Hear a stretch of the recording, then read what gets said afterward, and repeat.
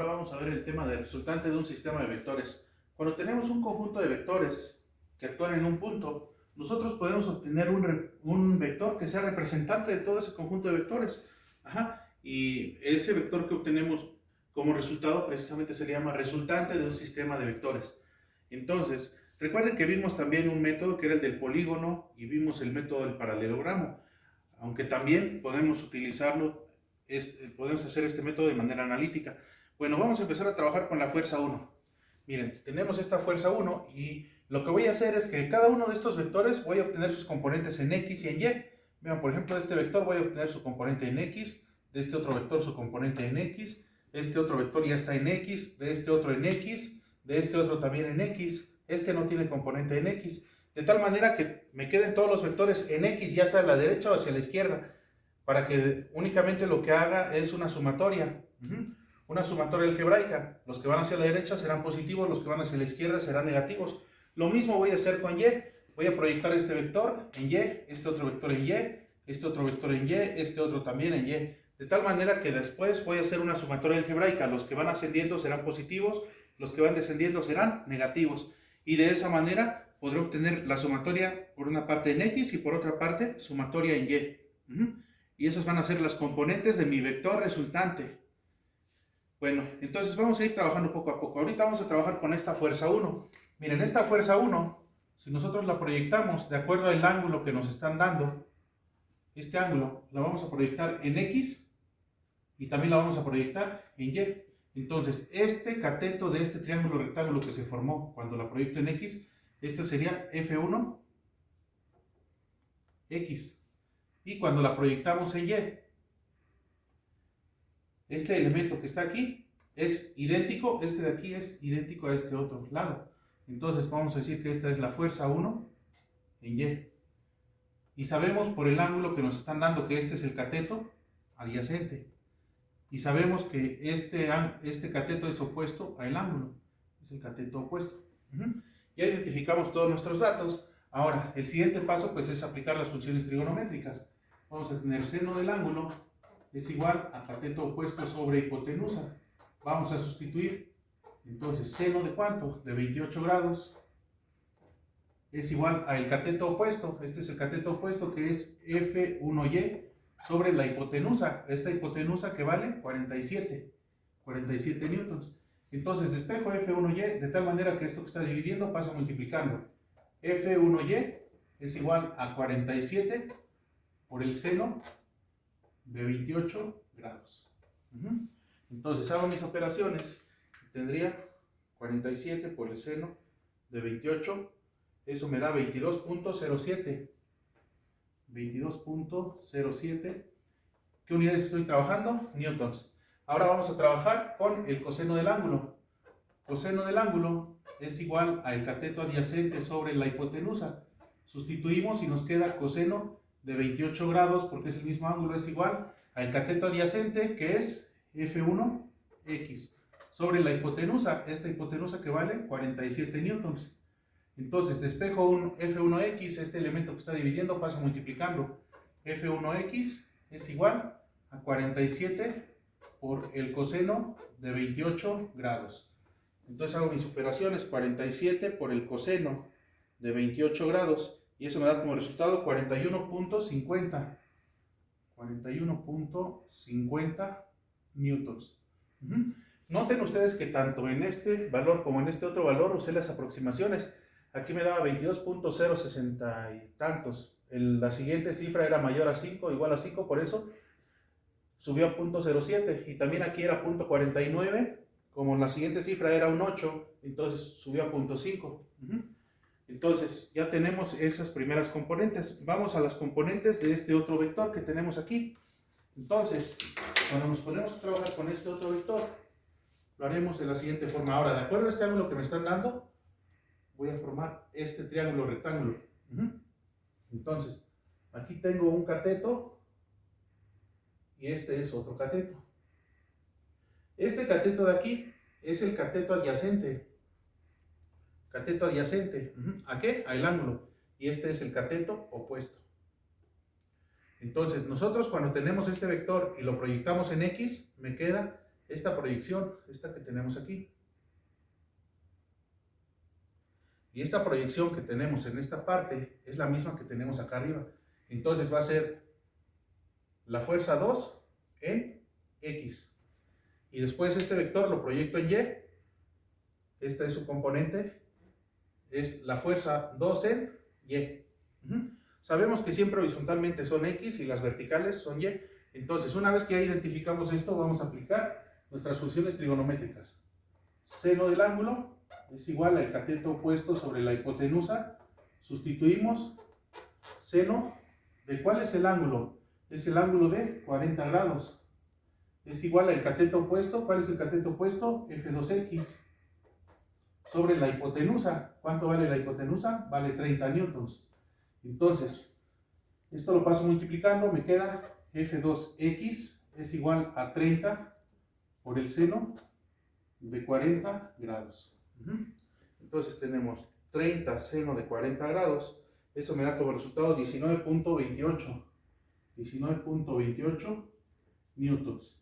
Ahora vamos a aplicar el coseno del ángulo. Coseno del ángulo es igual al cateto adyacente sobre la hipotenusa. Sustituyo y me queda coseno del ángulo. ¿Cuál ángulo? Pues es el de 40 grados. Es igual al cateto adyacente. El cateto adyacente de este triángulo es este, que es F2Y. F2Y sobre la hipotenusa, que es de 30. Entonces, F2Y es igual a 30 por el coseno de 40 grados. Entonces, multiplicamos 30 coseno de 40 grados es igual a 22.91. 22.91 newtons. Ya tenemos nuestra fuerza 2. Y luego tendríamos nuestra fuerza 3. Nuestra fuerza 3, que la tendríamos que proyectar tanto en X como en Y. ¿Tiene caso proyectarla en X y en Y? En realidad no tiene caso, porque ya la tenemos en X. Sabemos que su componente en Y, ¿cuánto vale? Su componente en Y vale 0, porque está solamente actuando sobre X. De tal manera que si nosotros quisiéramos aplicar nuestras funciones trigonométricas, pues sí lo podríamos hacer. Por ejemplo, sería seno del ángulo es igual al cateto opuesto sobre la hipotenusa. Entonces despejamos y me quedaría cateto opuesto es igual a la hipotenusa por el seno del ángulo. Sustituimos la hipotenusa, ¿cuánto vale? 45 por el seno de ¿cuánto? ¿Cuánto es el ángulo que tenemos formado de esta fuerza con el eje X? Pues es el ángulo de 0. Entonces, cuando ustedes saquen el seno de 0, les va a dar 0 por 45, esto les da 0. Cuando multipliquen coseno del ángulo es igual al cateto adyacente sobre la hipotenusa. Entonces, sustituyen cateto adyacente es igual a la hipotenusa por el coseno del ángulo. Entonces, la hipotenusa, que vale 45 por el coseno de 0 grados. Coseno de 0 vale 1. 1 por 45 nos da 45. Llegamos a este valor, por lo tanto, se dan cuenta, no era necesario sacarlo. Únicamente estamos viendo que ya está actuando en X. Pues simplemente le damos su valor en X y sabemos que Y vale 0. Vean que es lo mismo que va a suceder con este otro vector, la fuerza 5. Vean que solamente lo tenemos actuando en Y. Si aplicamos nosotros esas fórmulas, pues nos va a dar una componente en Y que vale 27. Y la componente en X de esta fuerza, pues va a valer 0, porque nada más está actuando directamente en Y. No así estas otras, vean.